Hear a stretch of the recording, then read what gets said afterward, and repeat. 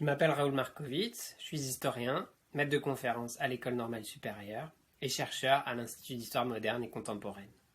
Alors c'est un document exceptionnel que vous avez sous les yeux, une version bilingue, en français et en persan, de la Déclaration des droits de l'homme et du citoyen de 1793, sans doute la première version de ce texte dans une langue orientale. Ce texte est le résultat de la rencontre et de la collaboration entre deux hommes, l'orientaliste Pierre-Marie Ruffin d'une part, et un voyageur indien qui logeait chez lui, Ahmad Khan, de l'autre. En novembre 1794, les deux hommes offrirent ce texte aux autorités de Seine-et-Oise, raison pour laquelle il se trouve conservé aujourd'hui aux archives départementales des Yvelines. Alors, comment Ahmad Khan était-il arrivé en France? C'est une très longue histoire que j'essaye de reconstituer en le suivant à la trace dans les archives.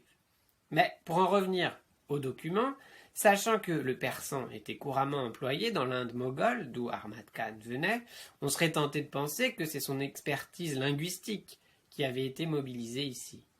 Or, il n'en est absolument rien.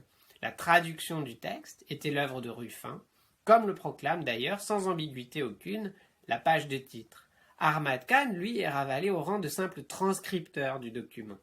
Ce que met en scène ce texte, c'est le miracle républicain d'une main musulmane capable de tracer des caractères français, une version, au fond, très ethnocentrique de l'universalisme.